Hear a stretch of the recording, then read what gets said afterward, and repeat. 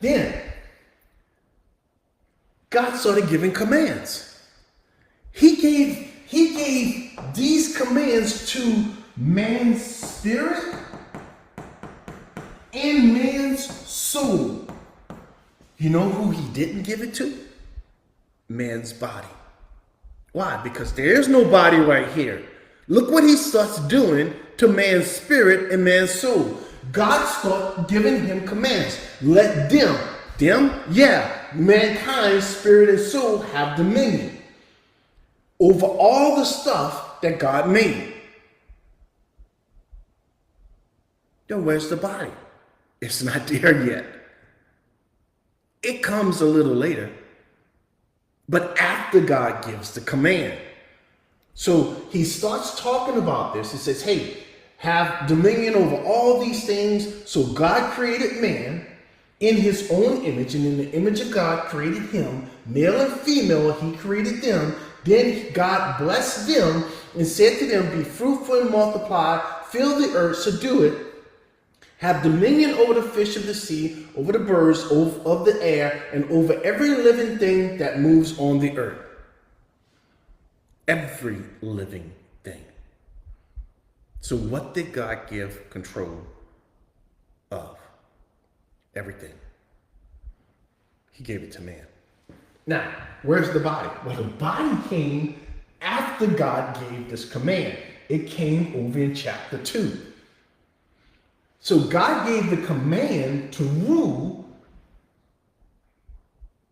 to man's spirit and to man's soul. Then in chapter 2 and verse 7, God did something. God created man, spirit, and soul. But look what he does. He formed man. That is man's body. Of the dust of the ground. You came from dust. You came from ground. What is the ground? Earth. All right? Then he breathed into man's nostrils. What's the man's nostrils? Into the man's body, the breath of life. What is that? That's man's spirit and man's soul. So the body by itself was dead. It was just a chunk of clay. Until God inserted the spirit and the soul inside of that body.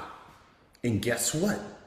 When your spirit and soul leaves that body, that rascal is going to fall down like a hunk of dirt. That's the only reason the body came to life.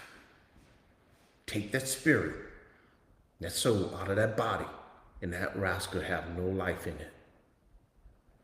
All right, now, the breath here isn't oxygen. The breath here is actually life. God put life inside of you. Life doesn't come from your body, friends. Life comes from your spirit. Okay, so there you have it. So that's the first reference to the earth. Now watch. We're going to go and look at something else. So, the Lord declares that he created man out of the dust of the ground, which is technically the earth. Now, I normally don't do this because it doesn't really matter to most people. But to show you that I'm not just pulling something out of the air, here is the Greek definition of the word that was used there. It's ye. It's contracted from a primary word, soil, or an extension of a region, or solid part, or the whole of the entering globe, including the occupants in each.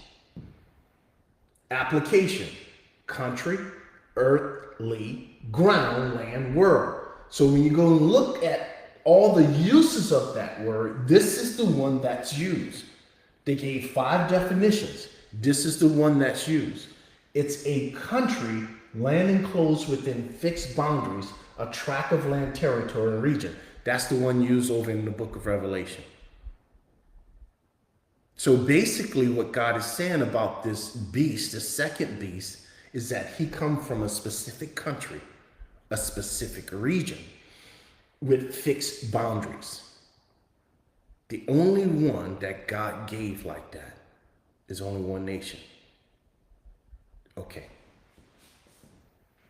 So what can we deduce from this definition? That this man, this false prophet, is coming from a specific country. Based on the scriptures, which country do you believe he will come from? God gave the boundaries of one. The literal boundaries. If you guess Israel, you guess correctly. According to the scriptures, the false prophet will be an Israelite. He's going to be a Jew. Remember what the Apostle Peter said when speaking regarding destructive doctrines concerning the Lord in 2 Peter chapter 2. Here it is. But there were what? False prophets. Look at this. Among the people. What people was Peter talking about?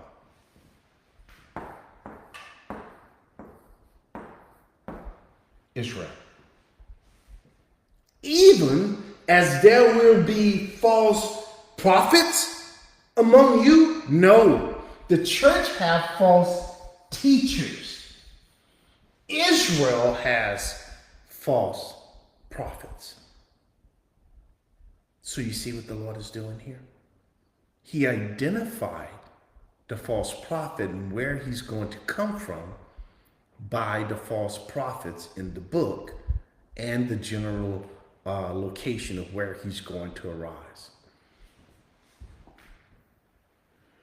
Who will secretly bring in destructive heresies, even denying the Lord who brought them. Who did that, friends?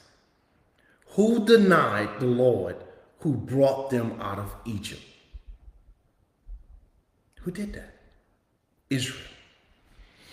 And bring on themselves swift destruction. And that's exactly what Israel did. Who are the people to whom Peter is referring? Yes, Israel. In scriptures, almost all references to prophets are related to Israel. The Lord also warned Israel in Deuteronomy 13 concerning apostate prophets who speak false prophecies from their own hearts and minds. Is demonic, friend. Let's go look at Deuteronomy and see exactly what God warned them about and see if this right here fits the profile of the false prophet in Revelation chapter 13. Let's see what God says about this.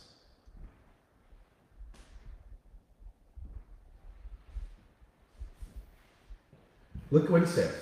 This is Deuteronomy chapter 13. God himself is talking about prophets, false prophets. He's warning Israel. If there arises among you, who's the you? Israel. A prophet or a dreamer of dreams, and he gives you what? A sign. Why in the world is that something that comes up? Or a wonder. Why? Because the Jews require a sign. So you're wondering why the Antichrist and his false prophet is going to come with lying wonders and great signs. It's required for the Jews, friends. God is warning them about this. And the sign under or the wonder, listen to God. You would say, hey, it's a false prophet. If this false prophet gives, a sign or a wonder, it's not going to come to pass. Where did you read that at? That's not the book. There were lots of false prophets who brought about some things that came to pass. Think about Balaam. Think about Jannes and Jambres, who was up against Moses. Moses threw his rod down, and what happened? It became a snake. Jannes and Jambres did the exact same thing. They threw their rod down, and what did it do? It became the same kind of snake. And up until the plague of the lice, all the false prophets in Egypt kept making the same signs and wonders that Moses was making.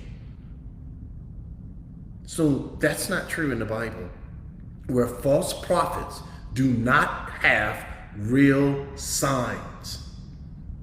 Okay? Keep that in mind. Even God says what's going to happen. And these signs that they claim that they're about to do, and they wonder what happens, God, it definitely come to pass. So this is a warning to all of us. Just because people do miracles, friends, that's why you never believe miracles. You never believe the signs, because it can be demonic, and demons can make this stuff come to pass. Be very careful. Forget the sign stuff. You and I have the word. Stick with the book. Of which he spoke to you, saying, now listen, what was the purpose of the signs that God and his prophets gave the people of Israel? The purpose was for them to know that the Lord is God. What is the agenda of false prophets and teachers and false people who are demonic? Behind the scenes, you wouldn't know it if all you're doing is looking for the sign. What's their agenda? Their agenda is to take you away from God and have you focus more on the pleasure of the sign coming to pass. It don't turn and focus back to God. It focus on providing you with what you want more and more and more. Look what he says. Of which he spoke to you, saying, let us go after other gods. Now that other god in our case may be your own pride. It may be your covetous heart that wants some things. Be very careful, friends. Careful. Which you have not known, and let us serve them. You shall not listen to the words of that prophet or that dreamer of dreams. For the Lord your God, listen, is testing you. You mean tell me God is going around testing people? Yes. What does he mean when he says, I'm testing you? Is he testing you for him? To prove that you will be faithful to him? No, friend. That's not what he's saying. What he's saying is you're being tested to show you who you really believe and where you really stand. The test isn't for God. The test is for you, so that you can understand that you really are a covetous rascal and you just want your next fix and you don't really want God. To know whether you love the Lord, your God, with all your heart, with all your soul. You see, the test is for you. The test is not for God. But he don't stop there. He keeps going. You shall walk after the Lord your God and fear him and keep his commandments and obey his voice. You shall serve him and hold fast to him. Not hold fast to signs. Not hold fast to wonders. Not hold fast to anything. Notice what God says that the believer in him would do. What does he do? He only hears God's voice. He loves God's commandments. He desires to obey and obey to the best of his ability through the power of God to obey God. He fears God. He serves God. He holds fast to God. You see, that's the true new birth. That's the sign of a true believer. A sign to God? No, man. The sign to God is that God created you anew. God doesn't need a sign to know his own people. He's the one that created them. All of this stuff right here is visible.